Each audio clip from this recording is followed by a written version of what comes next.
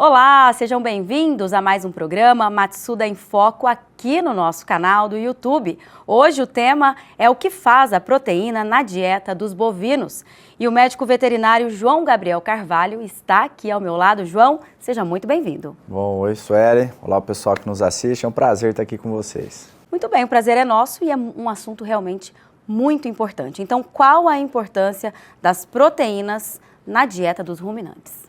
Bom, Sueli, então a proteína ela é uma fonte de nutriente para todo o organismo do animal, né? Então, para a formação de músculo, para a formação da parte reprodutiva desse animal desempenhar as funções metabólicas, ele necessita de proteína, assim como nós, né? Mas diferente da gente, esse animal ele tem um rumen, ele tem uma câmara fermentativa no sistema digestório dele que é totalmente dependente de proteína, né? Quem faz a digestão em um ruminante, quem tem essa função de degradar toda a silagem, pasto, concentrado que o animal ingere, é a microbiota ruminal, ou seja, bactérias, protozoários, fungos que estão contidos ali dentro do rumen. Para quem já bateu o gado na propriedade, é aquele estômago grande, maior, muito gasoso, cheio de conteúdo alimentar que esse animal apresenta, e essa microbiota ruminal ela é totalmente dependente de proteína. Então, quando esse animal ele tem uma falta de proteína, a microbiota não vai ter uma atividade tão efetiva para degradar o alimento e a gente consegue modular nutricionalmente a atividade dela. Então, conseguimos aumentar a proteína, relacionar com a energia e assim você consegue uma degradação maior ou menor do alimento dentro do rumen do animal. Certo, e quais são as principais fontes de proteína? Bom, quando a gente pensa os animais do Brasil, basicamente os animais estão a pasto, né? Então a pastagem é a base da dieta do animal. E essa pastagem, independente se você está trabalhando com uma braquiária, com pânico, com pastos de inverno no sul do Brasil, se você tem pastagens tropicais como búfalo, andropogon, o próprio os pânicos, se for um paredão, um mombaça, independente, eles têm proteína na composição, né? Variando de acordo com a época do ano. Então, no período de verão, onde você tem as chuvas em grande parte do Brasil, algumas regiões que isso vai acontecer no inverno, quando você tem a pastagem mais verde, você tem uma concentração mais alta de proteína. E isso vai gerar proteína suficiente para a microbiota ruminal funcionar e esse animal conseguir degradar o alimento que ele vai estar ingerindo, que é a pastagem, certo? E apesar de na seca a gente ter um pasto mais seco, onde ele vai perder toda a clorofila, ele vai perder todos os nutrientes dentro da célula, a proteína ela ainda está presente. Ela está em uma menor quantidade, pode cair até pela metade, mas ela continua presente. Então se essa pastagem ela tinha 8, 7% de proteína, 9, 10% de proteína no período de verão, no período das águas, ela pode cair para 3, 4, 5%. E isso vai prejudicar a microbiota ruminal. Mas, dentro da dieta, a gente pode modular isso também. E não só depender da pastagem, mas trabalhar com farelos, né? Mesmo que em uma quantidade menor, a gente consegue entrar com um pouco de farelo de soja, farelo de trigo, o próprio milho ele vai ter um pouco de proteína. E como a proteína ela vai ser utilizada pela microbiota e não pelos animais em si, por isso que a gente consegue trabalhar com ureia na composição dessa dieta pelos animais.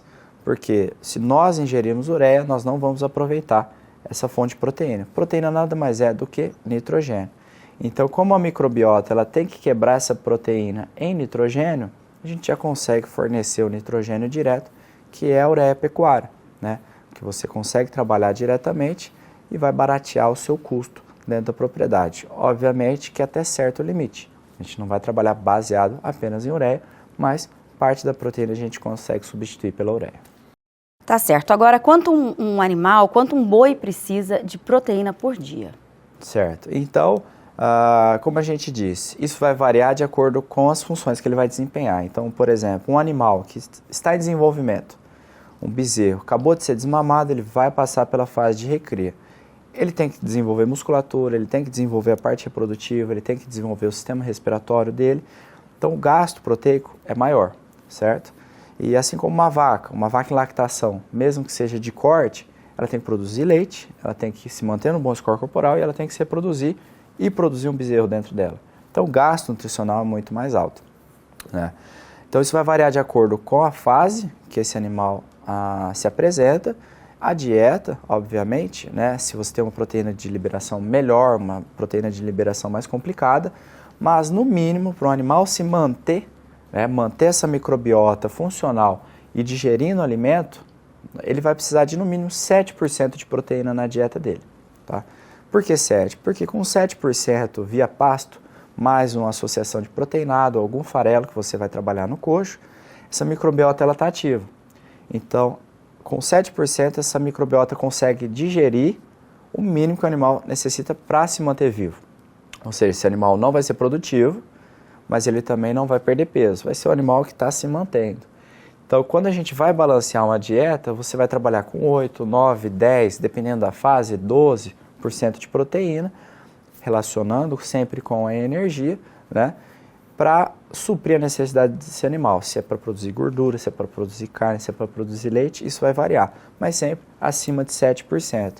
Por isso que no período da seca é de suma importância a gente trabalhar com proteinado, porque as pastagens vão estar abaixo de 7%, podem apresentar 4%, 5%, 6%, e o proteinado vai complementar passando desse 7%, para fazer esse animal ganhar peso mesmo na seca, produzir gordura na seca ou produzir leite na seca. Isso para todas as categorias? Isso para todas as categorias. Do animal que foi desmamado, que a dieta dele é basicamente forragem e volumoso ou concentrado, até o animal que vai ser abatido, o animal que vai produzir carne, né? Tirando o animal que está em lactação, que aí a dieta vai ser diferente.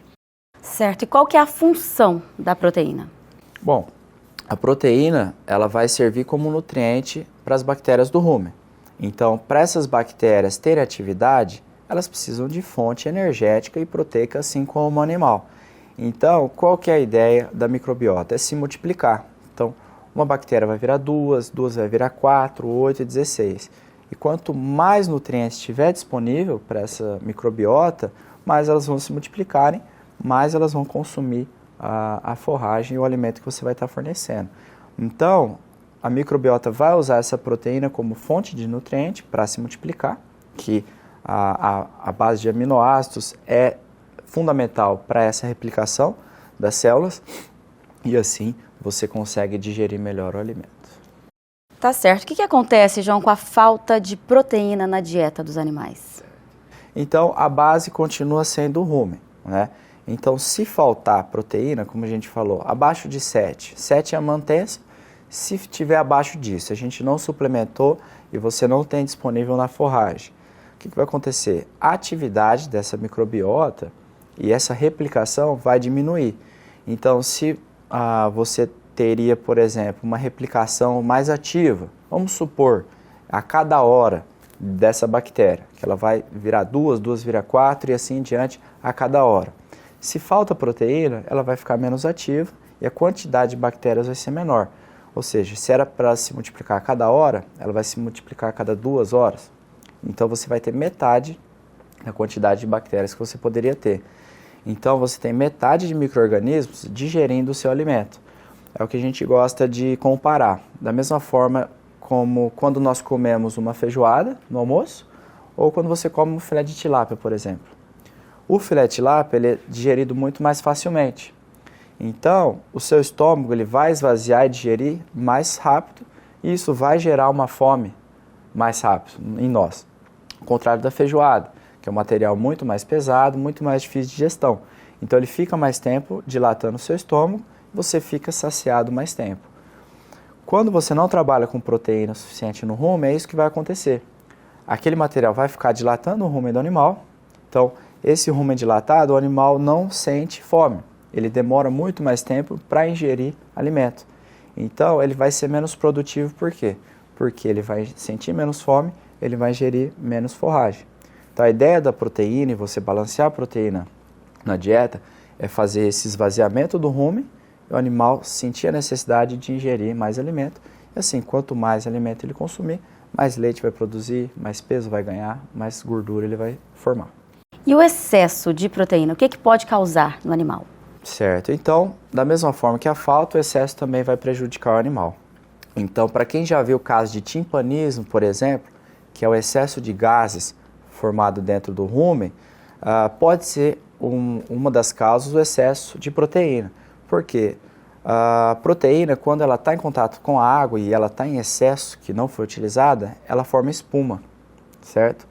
Então, essa espuma impede dos gases do rumen fazer o animal eructar, então ele não vai conseguir eliminar esses gases e assim vai dilatar, causando desconforto. O rumen já não vai ter a movimentação que ele teria e pode mudar o ambiente das bactérias, ou seja, a digestão de alimento vai ser afetada e ele não vai conseguir desempenhar e nem se alimentar de uma maneira correta, podendo muitas vezes levar a óbito, porque ele não consegue respirar direito. Então, o excesso de proteína pode causar o timpanismo, que é esse problema ruminal, mas caso não ocorra o timpanismo, esse excesso de proteína pode passar direto e chegar ao intestino, onde você tem bactérias como Salmonella, coli, Enterobacter, Clostrídeos, que são maléficas para o animal. Ou seja, causar diarreia, causar enterite, que isso vai atrapalhar toda a absorção que esse animal tem dos nutrientes, que a base é o intestino. Então, o que o animal está consumindo, ele não vai estar aproveitando de uma maneira correta. Contando também que proteína sempre puxa água. Então, se tem proteína no intestino, essa proteína vai puxar a água para o intestino, aumentar a velocidade do trânsito, amolecer as fezes e esse animal vai ter diarreia. Então, você tem tanto problemas no rumen, mas principalmente no intestino também você diminui a absorção de nutrientes.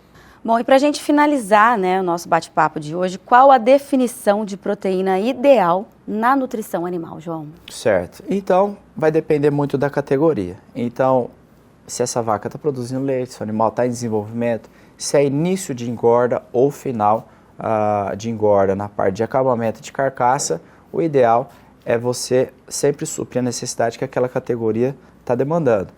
Mas a gente tem que sempre lembrar da energia. Então, para cada 1% de proteína que você coloca na dieta, para você ter a máxima utilização dessa proteína, você tem que ter 7% de energia. Então, muitas vezes a gente, vamos aumentar a proteína que ela vai dar mais resultado, até certo ponto. Porque quanto mais proteína você coloca na dieta, você vai ter que tirar da energia. Então, quanto melhor você respeitar essa relação de 1 para 7, o seu animal vai desempenhar melhor, ele vai ter um desempenho de absorção e aproveitamento dessa proteína e assim a eficiência alimentar vai aumentar. Então, o ideal é você respeitar cada categoria, assim como a gente fala em minerais, né? E essa relação proteína e energia que é fundamental para você ter sucesso no que você está fazendo. Bom, então no Matsuda em Foco de hoje nós falamos da proteína na dieta dos bovinos. Se você gostou do nosso programa, se inscreve no canal, ative as notificações clicando no sininho para não perder nenhum conteúdo e para ter mais informações também sobre a linha de proteinados que a Matsuda tem no mercado. A gente vai deixar aqui um link na descrição do vídeo. João, muito obrigada pela sua participação aqui, pelas suas informações também. Bom, eu que agradeço, Ellen. Qualquer dúvida, o pessoal tiver, pode entrar em contato com o Departamento Técnico, nós estamos à disposição de vocês. Tá joia, então obrigada pela companhia e até a próxima.